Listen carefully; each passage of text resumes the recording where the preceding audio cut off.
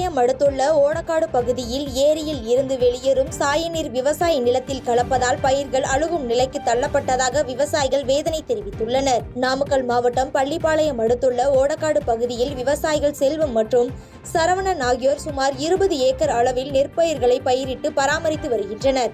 இந்த பயிருக்கு தேவையான நீரினை அருகில் உள்ள ஏரியில் இருந்து எடுத்து பயன்படுத்தி வருகின்றனர். இந்நிலையில் இந்த பகுதியில் ஏராளமான சாய சலவை ஆலைகள் செயல்பட்டு வருவதால் தொழிற்சாலையில் இருந்து வெளியேறும் சாயக்கழிவு ஏரியில் கலக்கிறது. இதனால் ஏரியில் இருந்து திறந்து விடப்படும் தண்ணீர் சாயக்கழிவுடன் விளைநிலத்தில் பாய்ச்சுவதால் பயிர்கள் அழுகும் நிலை ஏற்பட்டுள்ளது. எனவே இந்த பிரச்சினைக்கு மாசு கட்டுப்பாட்டு வாரிய அதிகாரிகளும் வேளாண் துறை அதிகாரிகளும் விரைந்து நடவடிக்கை மேற்கொள்ள வேண்டும் என கோரிக்கை விடுத்துள்ளனர்.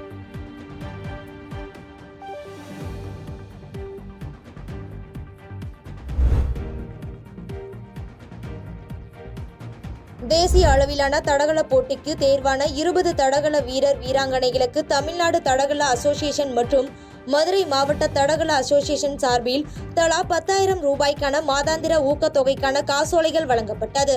மதுரை மாவட்டத்தில் இருந்து ஒடிசாவில் நடைபெற உள்ள தேசிய அளவிலான தடகள போட்டிக்கு தேர்வாகிய தடகள வீரர் வீராங்கனைகளுக்கான ஊக்கத்தொகை வழங்கும் நிகழ்ச்சி மதுரையில் நடைபெற்றது.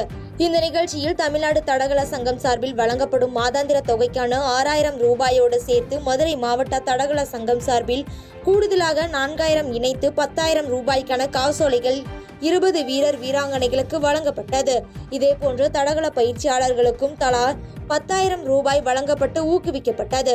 இதனைத் தொடர்ந்து செய்தியாளர்களை சந்தித்து பேசிய மாவட்ட தடகள அசோசியேஷன் தலைவர் கோபாலகிருஷ்ணன், தமிழக அரசின் நடவடிக்கைகளால் தமிழ்நாடு விளையாட்டுத்துறையின் தலைநகரமாக மாறியுள்ளது என்று பெருமிதமாக பேசினார். இந்தியாவின் தலைநகரமா தமிழ்நாடு மாறிக்கிட்டு இருக்கு. நல்லா செய்யறாங்க. ஸ்போர்ட்ஸுக்கு நம்ம இப்போ மினிஸ்டர் நிறைய சப்போர்ட் பண்றாங்க. அது ரொம்ப எங்களுக்கு பெருமையாகவும் இருக்கு. வருவேன் சார்பாக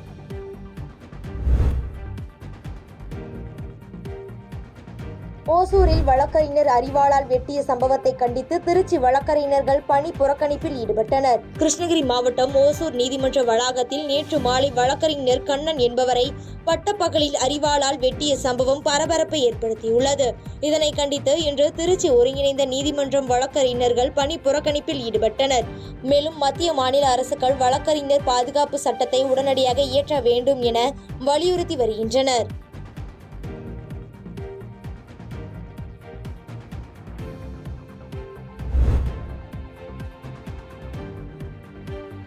ஓசூர் நீதிமன்ற நுழைவாயிலில் வழக்கறிஞர் மீது நடந்த கொடூர தாக்குதலை கண்டித்து ஓசூர் வழக்கறிஞர்கள் சங்கத்தினர் நீதிமன்றம் முன்பு இன்று ஆர்ப்பாட்டத்தில் ஈடுபட்டனர். கிருஷ்ணகிரி மாவட்டம் ஓசூர் நீதிமன்ற நுழைவில் நேற்று வழக்கறிஞர் கண்ணன் என்பவரை ஆனந்த் என்பவர் அரிவாளால் கொடூரமாக தாக்கிய சம்பவம் அதிர்ச்சியை ஏற்படுத்தியது.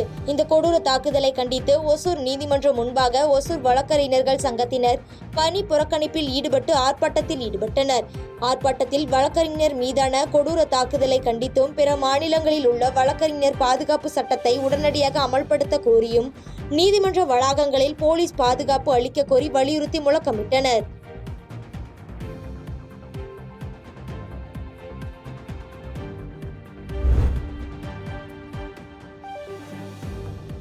குடியாத்தம் அருகே அடையாளம் தெரியாத வாகனம் மோதி படுகாயமடைந்த ஆண் மானுக்கு வனத்துறையினர் சிகிச்சை அளித்தனர். வேலூர் மாவட்டம் குடியாத்தம் அடுத்த தாட்டி மானப்பள்ளி கிராமம் அருகே வழி தவறி வந்த 3 வயது ஆண்மான் சாலையை கடக்கும் போது அடையாளம் தெரியாத வாகனம் மோதி விபத்துக்குள்ளானது.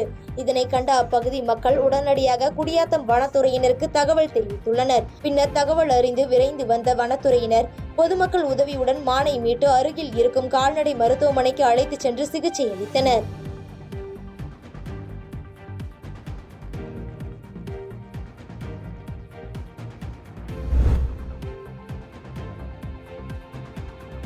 ஓமலூர் உட்கோட்ட காவல் நிலைய வழக்கு ஆவணங்களை மேற்கு மண்டல காவல்துறை தலைவர் செந்தில்குமார் ஆய்வு மேற்கொண்டார். சேலம் மாவட்டம் ஓமலூர் உட்கோட்ட காவல் சரகத்தில் 6 சட்ட ஒழுங்கு காவல் நிலையம், அனைத்து மகளிர் காவல் நிலையம் மற்றும் நெடுஞ்சாலை போக்குவரத்து காவல் நிலையம் என 8 காவல் நிலையங்கள் செயல்பட்டு வருகிறது. இந்த 6 சட்ட ஒழுங்கு காவல் நிலையங்களிலும் அனைத்து வகையான வழக்குகளும் பதிவு செய்யப்பட்டு விசாரணை நடத்தப்படுகிறது. இந்த வழக்கு விசாரணைகளுக்கு நீதிமன்றத்தில் தண்டனை பெற்றுக் கொடுக்கப்படுகிறதா, விரைவாக விசாரணை நடத்தி வழக்குகள் முடிக்கப்படுகிறதா, நிலுவையில் உள்ள வழக்கு ஆவணங்கள் குறித்து மேற்கு மண்டல காவல்துறை தலைவர் செந்தில்குமார் இன்று ஆய்வு செய்தார். ஆய்வின் போது சேலம் சரக டிஐஜி உமா, சேலம் மாவட்ட காவல் கண்காணிப்பாளர் கௌதம் கோயல் ஆகியோர் உடனிருந்தனர். 3 ஆண்டுகளுக்கு பிறகு நடைபெற்ற இந்த ஆய்வில் காவல்துறை அதிகாரிகளுக்கு பல்வேறு ஆலோசனைகள் வழங்கப்பட்டது.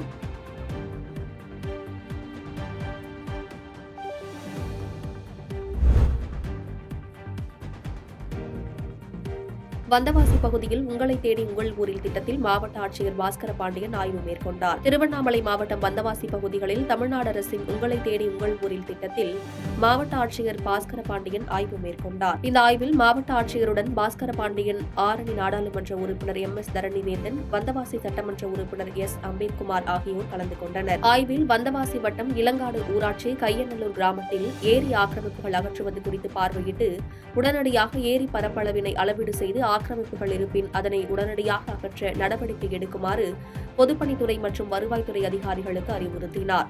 அதைத் தொடர்ந்து வந்தவாசி ஊராட்சி ஒன்றியம் காரணை அங்கன்வாடி மையத்தில் திடீர் ஆய்வு மேற்கொண்டு குழந்தைகளுக்கு வழங்கப்படும் உணவின் தரத்தினை ஆய்வு மேற்கொண்டார்.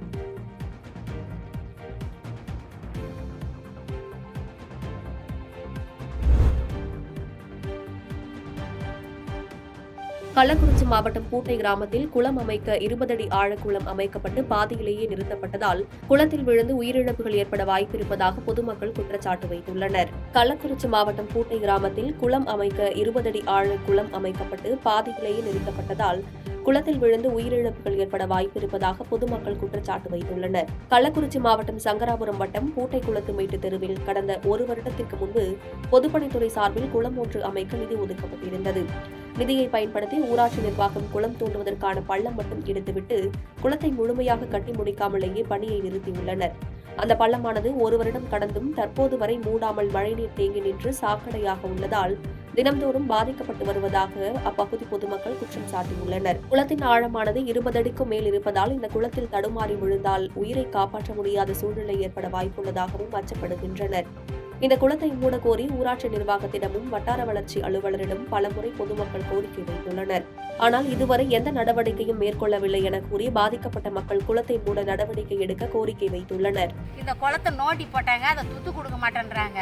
அடிக்கடி ஜுரம் வருது, கொசு தொல்லை நிறையா இருக்குது. இதை தயவு செஞ்சு துத்து கொடுக்கணும். இந்த குளத்தை வேறு சாக்கடை நாற்று அடிக்குது. இல்லை அந்த பக்கத்தில் இருக்கணும், கொசு கடிக்குதுன்னு எல்லாம் கொண்டு இதில் கொட்டிக்கிறாங்க. அதனால் எங்களுக்கு நாற்றம் தாங்கலை. மழை பெஞ்சுதுன்னா நிறைய நொம்பிடுது. நீச்சல் இருக்கிற மாரி இந்த இடத்துல சுத்தீரம் வீடு இருக்குது, நடுவில் குளம் இருக்குது. இதில் மாற்றி ஜுரம் வருது. யாரும் கண்டுக்க மாட்டேன்னாங்க. நாங்கள் போகிறோம், ஊசி போகிறோம், 2 மாத்திரை வாங்கிட்டு வரோம். 2 நாளைக்கு நல்லா இருக்கிறோம், அப்புறம் ஜுரம் வந்துடுது. எல்லாம் சின்ன குழந்தைங்களா இருக்குது. தயவு செஞ்சு இந்த குளத்தை கொஞ்சம் தூத்து கொடுங்க.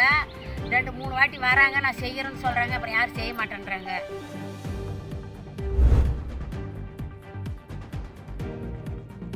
புதுக்கோட்டை மாநகராட்சிக்கு உட்பட்ட பகுதிகளில் பாதாள சாக்கடை நீரை சுத்திகரிப்பு நிலையத்திற்கு அனுப்பாமல் வாய்க்காலில் திறந்துவிடப்படுவதால் பொதுமக்கள் அவதியடைந்துள்ளனர். புதுக்கோட்டை மாநகராட்சிக்கு உட்பட்ட 37 வார்டுகளுக்கு பாதாள சாக்கடை திட்டம் மூலம் போடப்பட்டு 5 ஆண்டுகள் ஆகிவிட்டது. ஆனால் பாதாள சாக்கடை நீர் அதற்காக அமைக்கப்பட்டுள்ள சுத்திகரிப்பு நிலையத்திற்கு செல்லாமல் சந்திரமதி வாய்க்காலில் திறந்துவிடப்படுவதாக குற்றச்சாட்டு வைத்துள்ளனர். இதுகுறித்து மாநகராட்சியில் பலமுறை அமமுக சார்பில் முறையிடப்பட்டுள்ளது. ஆனால் எந்த நடவடிக்கையும் எடுக்கப்படவில்லை என குற்றச்சாட்டு வைத்து புதிதாக 5 வார்டுகளுக்கு பாதாள சாக்கடை போடும் பணியினை மாநகராட்சி நிர்வாகம் தொடங்க உள்ளது. அவை அனைத்தையும் சரி செய்துவிட்டு புதிதாக பாதாள சாக்கடை அமைக்கும் பணியினை தொடங்கி பொதுமக்களையும் சுற்றுச்சூழலையும் பாதுகாத்திட வேண்டி அம்மா மக்கள் முன்னேற்றக் கழகம் சார்பில் மாநகராட்சி ஆணையரிடம் மனு அளிக்கப்பட்டுள்ளது.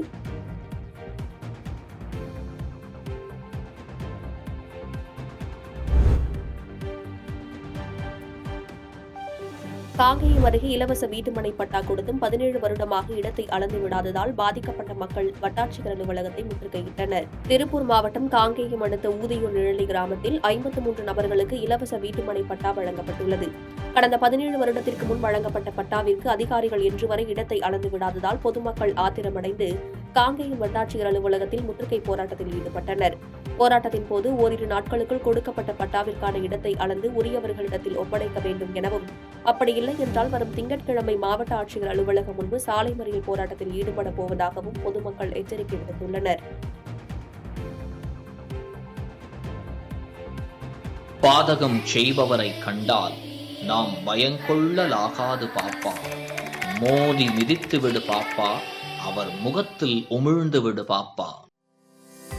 அண்மை செய்திகளை உடனுக்குடன் தெரிந்து கொள்ள இணைந்திருங்கள் இயம்நாடு தொலைக்காட்சியுடன்.